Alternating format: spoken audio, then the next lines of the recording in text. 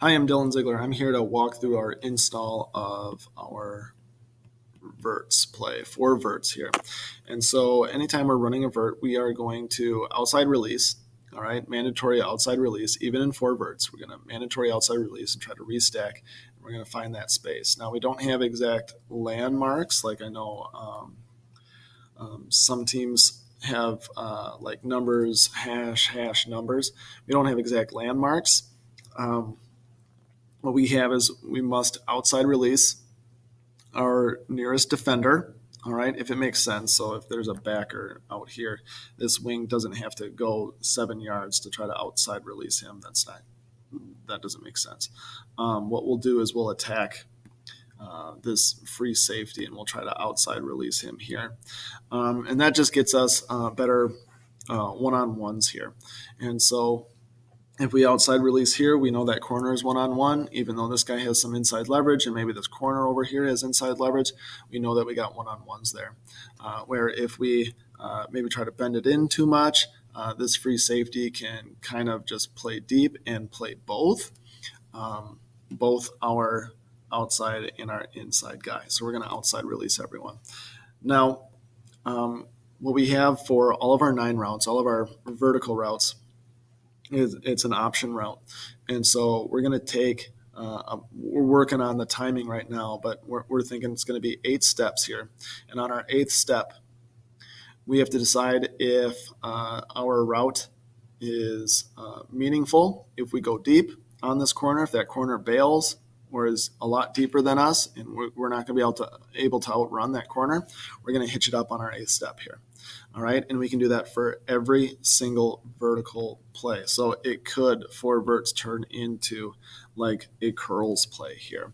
If they're going to play a cover 4 like prevent, all right, we're going to hit underneath here some space with those backers. They won't be able to cover all 4 of those spaces. Different things we can do with our tailback here. We can swing them left or right, all right, to try to get a backer to fly out, which might open up these underneath routes in case we do hitch up. We can also seam this tailback depending on where we are on the field. It might make sense, it might not make sense. So we might try to overload a side and make this safety. If they're in a 2-high safety, if those safeties want to split coverage, we can try to hit them right in between. Or if they're gonna just kind of stay back, we can always hitch this up too, and we can hit them in this open vacant spot. So we have a possibility of 5 underneath spaces we could hit, and if they got 4 deep, if they're rushing, if they're rushing 4, there's going to be space out there for us to find. Now, if we go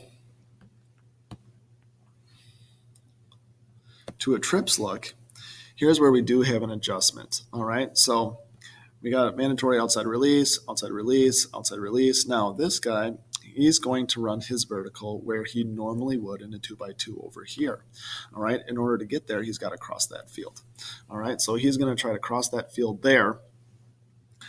So if we get this look, safety, safety, corner, they're going to have to chase that.